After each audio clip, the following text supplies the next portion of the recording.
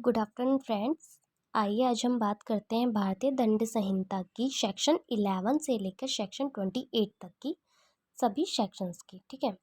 Section 11 क्या है? हमारी व्यक्ति। व्यक्ति तो आप सभी को पता है, कोई भी लेडी हो या जेंट्स हो तो दोनों ही किसकी कैटेगरी में आते हैं? व्यक्ति की, पर्सन।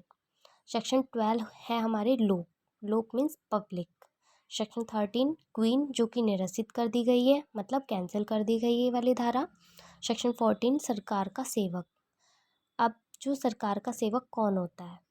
जो भी सरकार के लिए सरकार द्वारा नियुक्त किया जाता है और सरकार का कार्य करता है और अपना पारिश्रमिक के रूप में वो वेतन प्राप्त करता है, मतलब उसको सैलरी मिलती है, तो वो क्या होता है? सरकार का सेवक होता है। सेक्शन 15 में ब्रिटिश इंडिया, ये भी सेक्शन हमारी कैंसिल है, निरसित है। सेक्शन 16 में गवर्नमेंट ऑफ इंडिया, ये भी सेक्शन कैंसिल है। सेक्शन 17 हमारी है सरकार। सरकार तो आप सभी लोग जानते होंगे भली भांति कि क्या होती है हमारी गवर्नमेंट होती है, सेंट्रल गवर्नमेंट, और मतलब हमारी जो सरकार होती है, केंद्र सरकार हो या राज्य सरकार हो, है ना। और सेक्शन 18 हमारा भारत, जो कि हमारा देश है, इंडिया।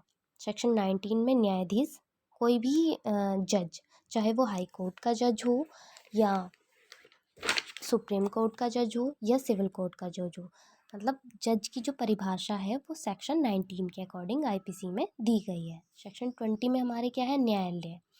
न्यायालय means court, supreme court, high court या सिविल कोर्ट, कोई सा भी जो कोर्ट है हमारे न्यायालय है, जहाँ पर हमारे न्यायाधीश होते हैं, वकील होते हैं, और जहाँ पर लोगों की सुनवाई होती है, मतलब किसी भी पक्ष की, दो पक्षों की सुनवाई की जाती है, उसे ही हमारा न्यायालय कहते हैं। सेक्शन 21 क्या है? हमारे लोक सेवक, पब्लिक सर्वेंट।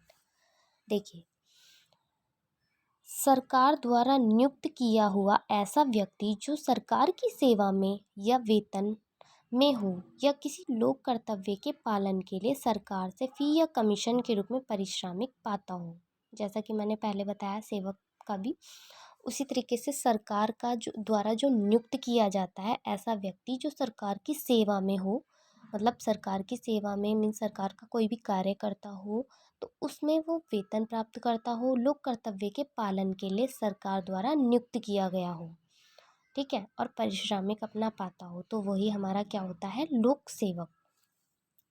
सेक्शन 22 क्या है? हमारी जंगम संपत्ति, मूवेबल प्रॉपर्टी।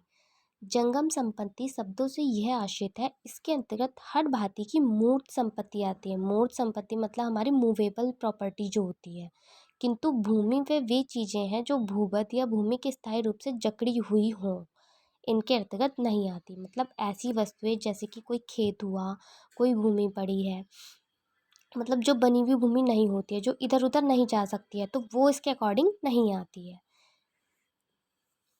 सेक्शन 23 हमारी क्या है? सदोष अभिलाभ, रॉन्ग अभिलाभ, रॉन्गफुल गेन।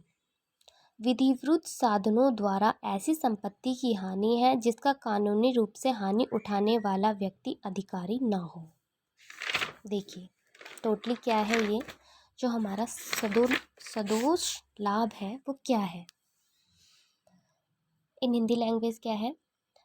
प्रत्येक संपत्ति के स्वामी को यह राइट होता है, यह अधिकार होता है कि वह अपनी संपत्ति को अपने कब्जे में बनाए रखे, वह उससे लाभ उठाए, परंतु वहीं दूसरी ओर जहां एनी पर्सन एनी प्रॉपर्टी के ऑनर को उसकी प्रॉपर्टी के कब्जे से अलग करके हानि पहुंचाता है, मतलब ऐसा व्यक्ति, कोई अन्य व्यक्ति जिसकी वो प्रॉपर्टी ना भी हो, तो वो क्या करता है कि उस प्रॉपर्टी को, मतलब एक तरीके से कि जैसे जो जिस प्रॉपर्टी का कोई मालिक है उसे उस चीज़ की पता भी नहीं है, और वो जो दूसरा व्यक्ति है उस प्रॉपर्टी को चुपचाप ही किसी अन्य व्यक्ति को बेच देता है ज़्यादा दामों में, ठीक है। तो वो उससे क्या करता है? जब ज़्यादा दामों में उस व्यक्ति को बेच देता है उसकी बिना परमिशन के, तो जब वो उसकी बिना परमिशन के वो काम करता है तो उस व्यक्ति को क्या पहुंचती है? हानि। और जब वो उस प्रॉपर्टी को बेच देता है और दूसरे व्यक्ति से वो धन कमाता है, ज़्यादा धन कमाता है, तो वो उसका क्या होगा? सदोष लाभ। तो कुल मिला के ऐसी प्रॉपर्टी जो उस व्यक्ति की ना हो और उसके द्वारा बेची गई हो, और जिससे वो लाभ कमाता है, उसे ही हम उसका सदोष लाभ कहते हैं, और जो इलीगली किया जाता है, ठीक है, लीगली नहीं, इलीगली। सेक्शन 24 क्या होती है हमारी, बेईमानी से। सेक्शन 25 कपटपूर्वक। सेक्शन 24 बेईमानी से मतलब कि कोई भी व्यक्ति जब कोई भी काम को ईमानदारी से ना करते हुए बेईमानी से करता है तो वो हमारी क्या होती है, बेईमानी। सेक्शन 25 क्या है हमारी, कपटपूर्वक। ये भी बेईमानी से मिलती जुलती होती है, परंतु ये क्या होता है, फ्रॉड होता है। जैसे कि कोई 420 करता है, मतलब कोई कपटपूर्वक कोई काम करता है कि जैसे किसी की प्रॉपर्टी को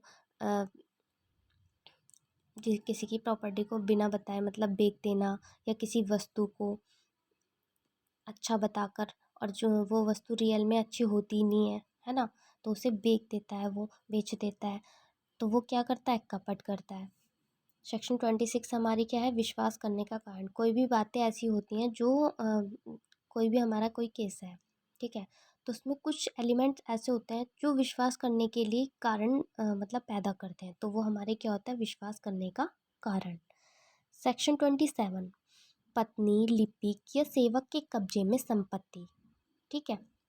सेक्शन 28 क्या है हमारी, कूटकरण।